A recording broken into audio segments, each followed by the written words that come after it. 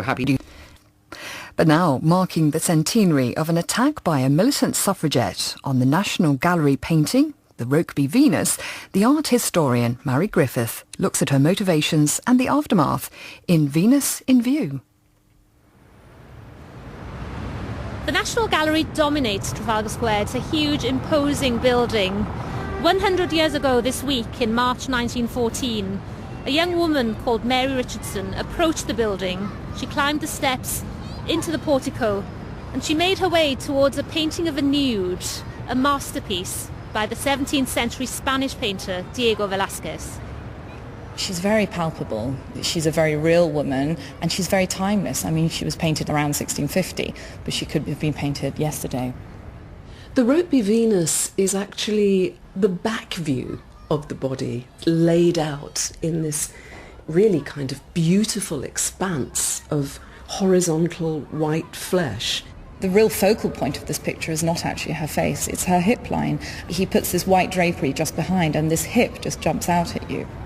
As an art history student, I'd often come to the National Gallery to study the paintings, and one of these paintings was Velázquez's Rokeby Venus. I remember the day we came to look at that with our tutor, and he got us to crouch down on the floor and look up at the painting in raking light. He asked us, "What do you see?" At first, as 18-year-olds, we saw very little, but as we looked longer and more intensely, we began to notice some slight changes to the painted surface, some marks, almost like scars, but scars that had healed.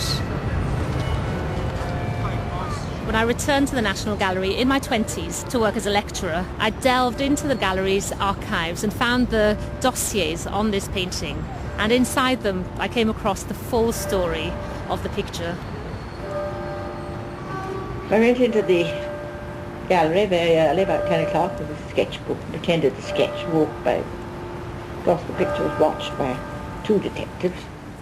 This is Mary Richardson in the only recorded interview we have of her, made at her home in 1961, the last year of her life. I don't know, when you're in a great movement, you're sort of swept along with it, and you don't consider yourself in a personal way. Venus is shown reclining on her right side. She's near life size, and she's turning her back to us. Letizia Treves is curator of Italian and Spanish paintings at the National Gallery. She talked to us in front of the Rokeby Venus, in the room devoted to 17th century Spanish paintings. It's one of the largest in the gallery, but contains only one nude.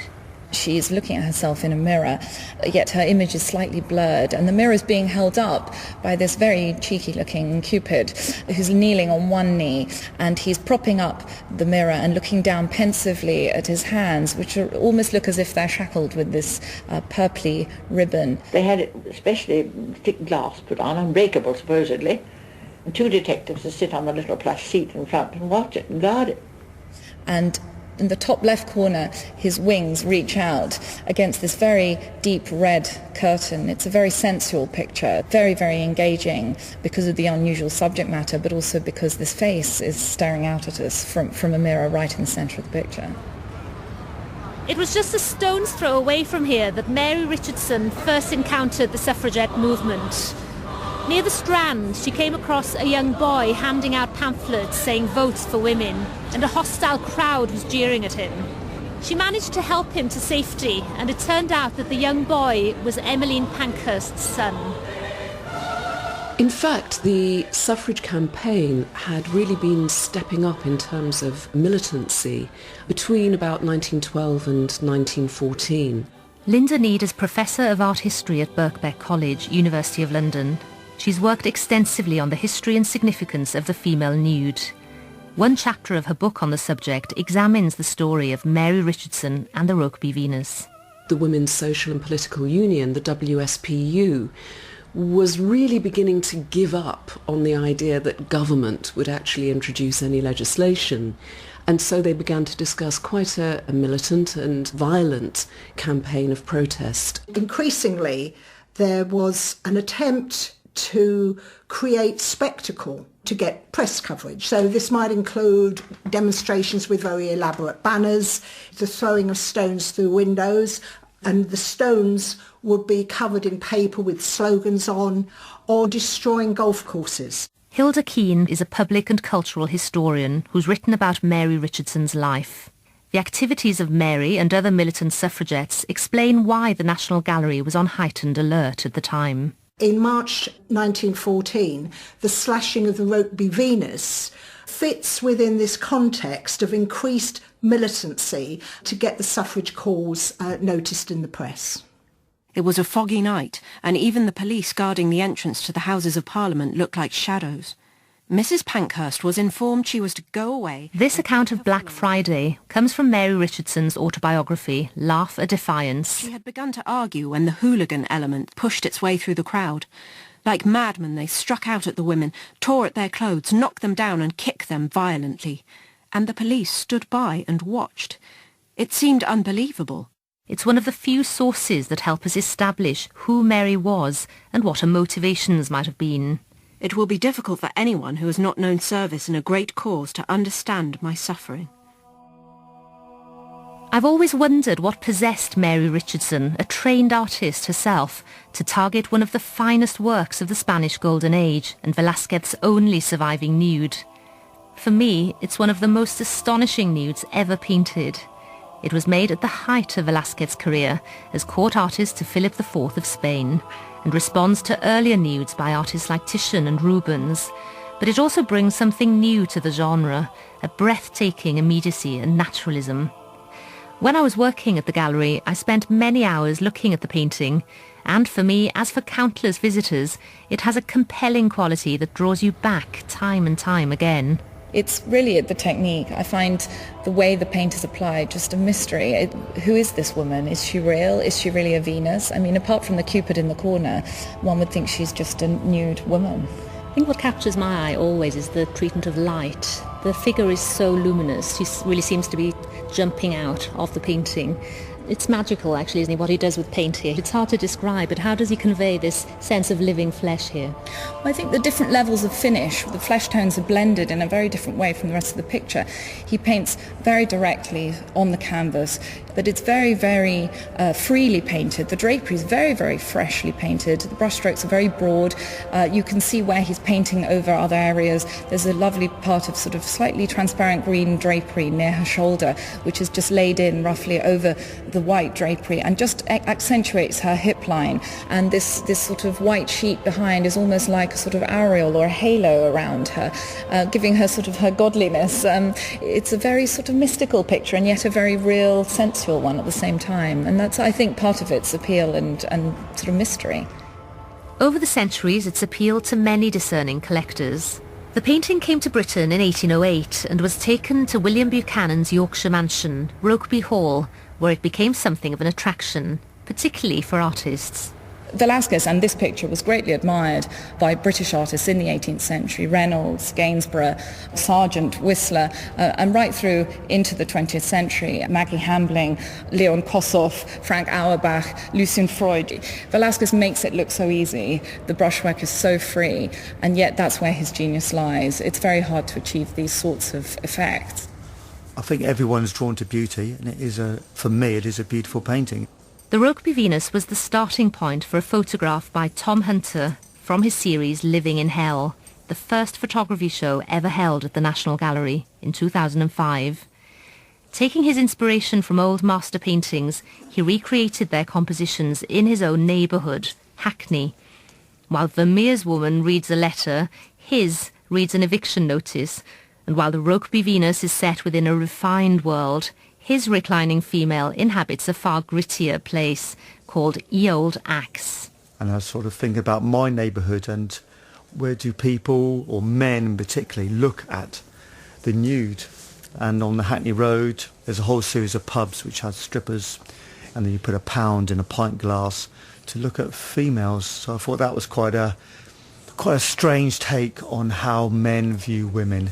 He sort of controls our gaze here in a way, doesn't he, by means of the focus? He does, and Venus's body is rather in focus compared to the rest of the picture. The Cupid holding up the mirror is very much sketched in. He almost looks unfinished. It's very interesting. Manet always said of Velázquez, he's the painter's painter. And in fact, one could say he really is the first great Impressionist painter. Manet, like Velázquez before him, challenged the traditional representation of the female nude with his groundbreaking Olympia of 1863. Olympia, with a choker around her neck, is naked rather than nude and defiantly meets our gaze. Was this question of how the female body is represented in art on Mary's mind in 1914? It's a key theme of Tom Hunter's work. My photograph of Venus, in this case Venus is actually Carly. She's a good friend of mine. I met her when I was travelling in Australia, and then a few years later she moved to London and she became a stripper working in the old acts. So I thought I really wanted to celebrate her beauty but also talk about the way she was being viewed there, which I find very uncomfortable, but I wanted to bring it up. So I've depicted her on the stage. She isn't in this rarefied, beautiful bedroom. She's in a dirty East End pub. The girl I love is on a magazine cover. It seems they painted her just for me. In Western art, the female nude is meant to portray and express the highest values of aesthetics and morality. Of course, it's also been an excuse or an alibi, you might say, for a certain kind of idealization of the female body. And this is something that feminist art historians and art critics began to look at really from the 1960s and 1970s onwards. How high art and paintings of the female nude might relate to images of the female body elsewhere in visual culture, in films, television and advertising, for example. I'd simply claim her and name her my queen. And John Berger's BBC programme's Ways of Seeing in the early 1970s was a really important example. What Berger looked at in particular was the way in which the female body was displayed for a male gaze. And this became a key theme in feminist rereadings of the female nude, the way in which the female body is the object designed for, let's say, the aesthetic and erotic pleasure of the male viewer or connoisseur. So let's have a look at where you set your photograph, a world away from Velázquez's very rarefied world. So we're on the Hackney Road now, and outside the Old Axe pub, it looks like some sort of Gothic castle in a way next to the park, and on the side of it there's a neon light with striptease in the middle of it, which illuminates at night. What have you done with this figure of Cupid in your image? Yeah, I think it's very interesting in art historical terms, the way the Cupid figure represents the male form, but it's always obviously very small. Is emasculated, so what it does is the viewer, or the male viewer, becomes even stronger, even more domineering. So my Cupid figure is actually a bouncer who takes charge of the situation, tells people what to do, and runs a pub or a club like this. So I flipped that on his head, and that makes it hopefully more threatening for the male viewer. So when the male viewer looks at it, he has to actually, in some ways, fight his way past the bouncer, this very macho guy who's actually going to stare him out and sort of, what are you doing here? What is your game? I hate women being used chiefly as nudes to please men, and I'd seen the men gloating over that picture once or twice when I went in to study the position. In the strict moral climate of 17th century Spain, the Rokeby Venus wasn't intended for public display and escaped censorship only because of Velázquez's privileged position at the royal court. But despite its forbidden subject, Velázquez plays in a very modern way with this notion of the male gaze. Letizia Treves at the National Gallery. You know, it's been much discussed why the face is so much more blurred than everything else, and I think he's on purpose allowing us to complete that image, to perhaps identify her with whoever we like to identify her with. In a way, it sort of catches us in the act of looking too, doesn't it? Often with nudes of this period, the nude is sleeping or her back is turned, whereas here we're being confronted through this reflection with the face of the naked Venus. Absolutely. I had an ordinary butcher's chopper up my sleeve fastened with this long line of safety pins, And all I had to do was release the bottom safety pin and take out my chopper and go, whang. By March 1914, the National Gallery was on heightened state of alert, and the Rokeby Venus was a particular worry. Plainclothes detectives were deployed to guard it. Well, I saw these detectives and kept my eye on them and pretended to sketch and walked about from 10 o'clock until noon. And then I thought, oh, this is getting hopeless.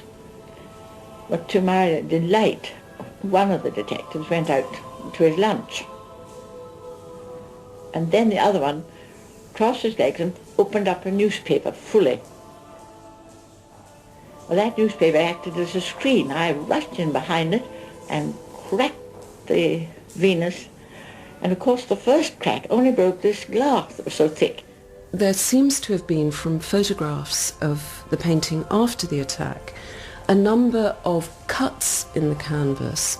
And instead of seizing me, which he could have quite easily, he connected the falling of glass with the fan light overhead. The amazing thin waist.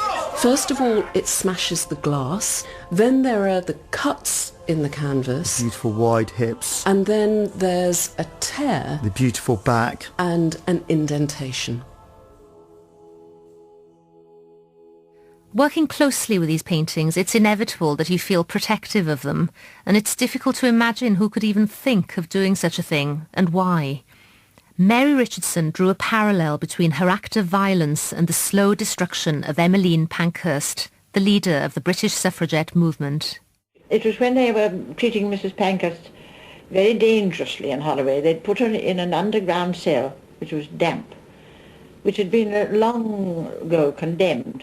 And there's no doubt about it, she would have had pneumonia and probably died if she'd stayed there. I thought, well, I must do something to try and rouse the public. Mary Richardson was arrested immediately, within minutes of the attack.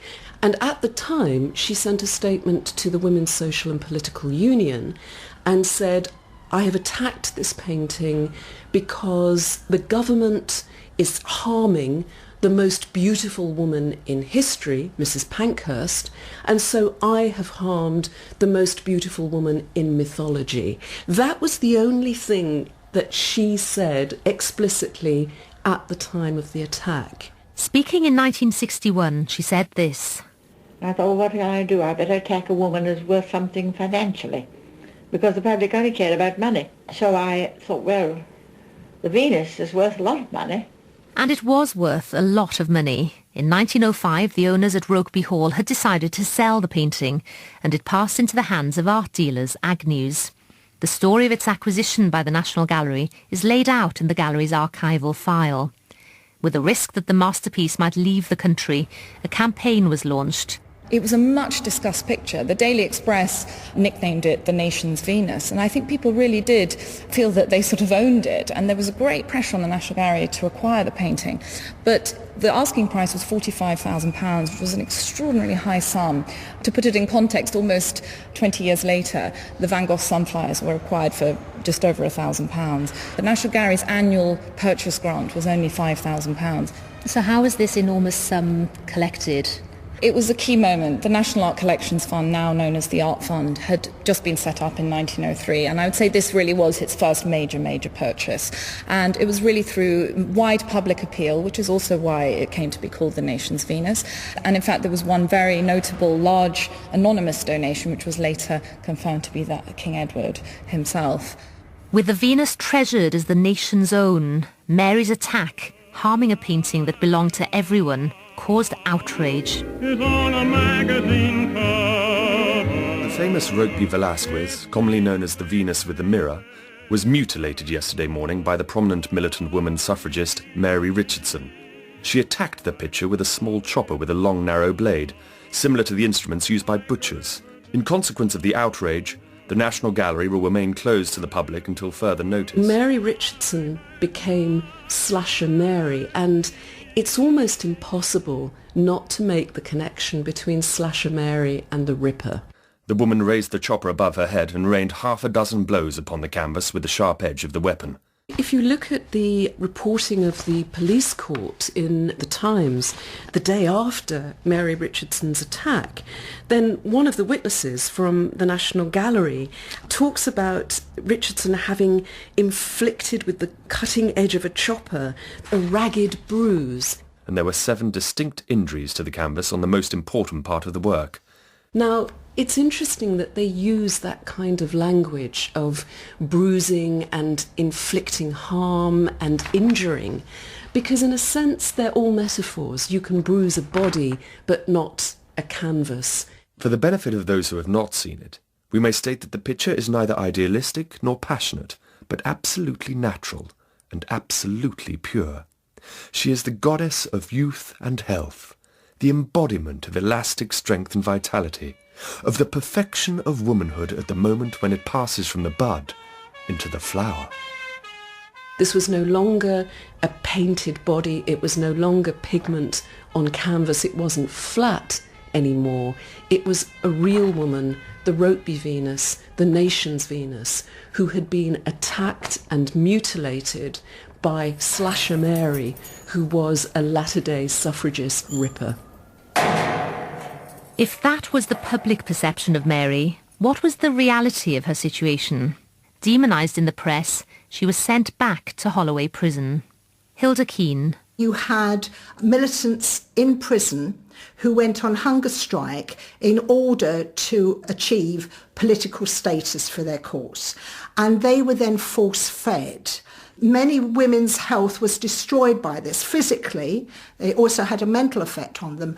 But it was thought that many had actually died prematurely with heart conditions because of the treatment that they were suffering 1913, 1914.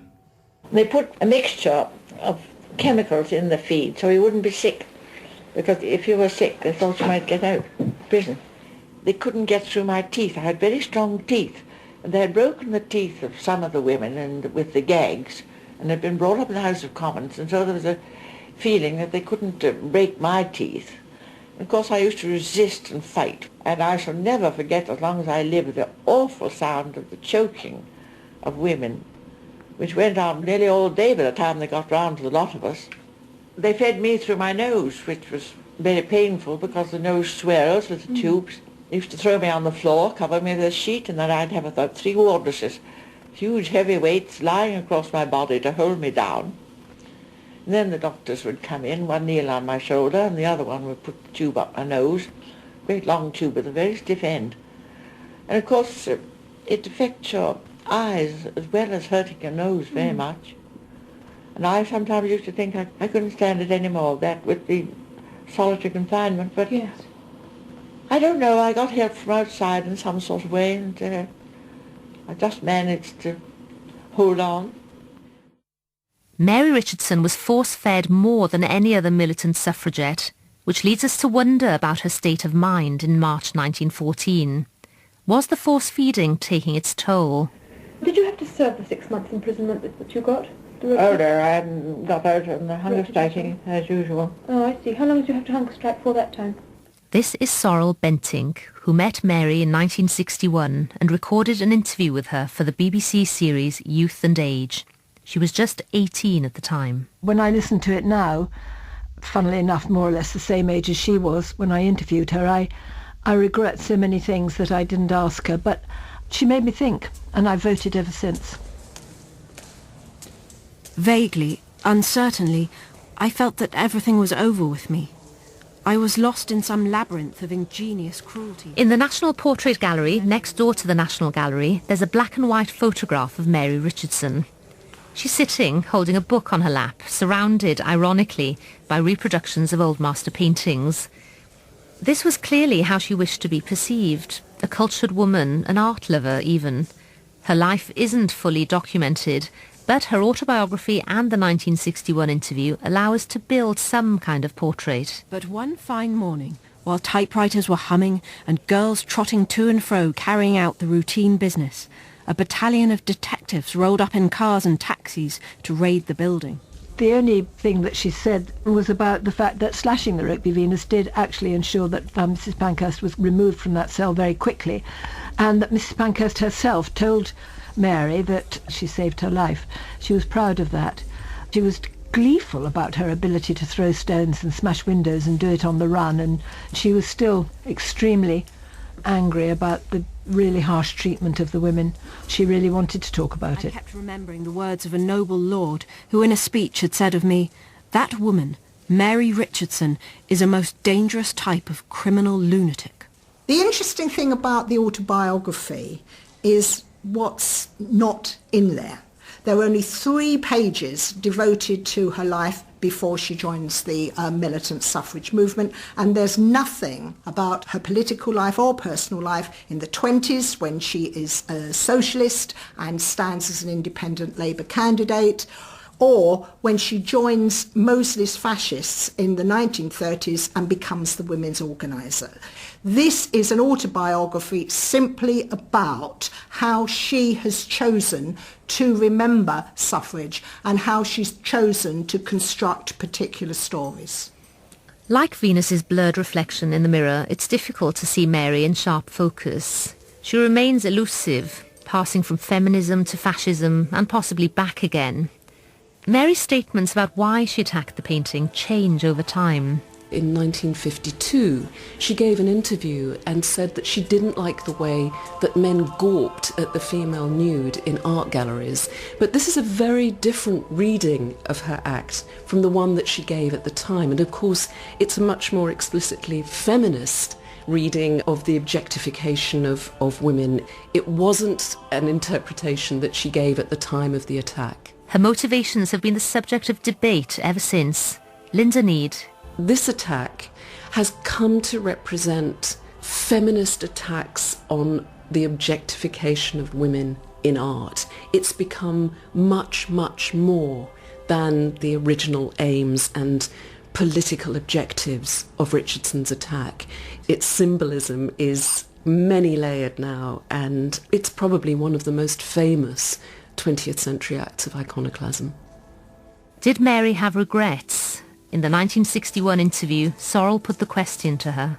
But surely the artist himself didn't think of the woman as a nude, and he painted her as an object of beauty, and as an artist, surely you would have appreciated, I would have thought that it would have been terrible for you to destroy something that was Well, that was what the judge tried to say to me when I was tried, and he nearly wept because he could only give me 6 months. For many, 6 months was far too little for committing such a crime. An act of violent political protest that links 2 very shadowy figures. It's an unlikely match, the militant suffragette on the one hand and the embodiment of ideal beauty on the other. Today, Venus is restored and the damage barely visible. But look very closely. The canvas bears witness both to the heights of the European painting tradition and the violent struggles of 1914. Venus in View was presented by Mary Griffith and produced in Cardiff by Megan Jones. The readings were by Gwynfor Jones and Catherine Dyson. The news is next, then we join Winifred Robinson and the team for today's edition of You and Yours. Matt, Sarah, my top team. Oh, thanks, Sir Lucian. I hadn't finished. Matt, Sarah, my top team left earlier this year, and so it is to you two I must turn. Jeffrey Whitehead stars in a new comedy on BBC Radio 4. Don't worry, Matt, when push comes to shove, I'm as environmental as the next man. Yes, if the next man is Dr. Robert Oppenheimer. The Architects. Take the meeting, take the job, take the money. Onwards and upwards again, as we architects say. Starts tomorrow morning at 11:30.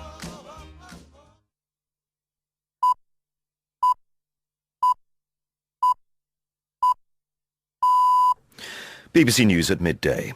The government says most public sector workers will get a pay award of 1% next year. That's almost half the rate of inflation. They include members of the armed forces, prison staff and civil servants. The deal won't apply to about 600,000 NHS staff who receive annual increments equivalent to about 3% of their salaries, or to about 400 senior managers. David Cameron has insisted that the pay award is fair. It's right to take these difficult decisions because it means that we can keep more people employed, we can keep more people in work, and we can make sure we spend money on vital treatments, on hospitals, and on delivering services, which is what patients so badly want. The Treasury says the pay award won't be consolidated into the pensionable pay of NHS workers. However, the Scottish Government says it will accept the full recommendations of the pay review bodies. 3 unions, the GMB, Unite and Unison, are to consult members on taking industrial action. Christine McCania speaks for Unison. It shows complete and utter contempt, not just for the NHS workforce, but for the NHS. Because if you have a demoralised and demotivated workforce, that can't be good for patients.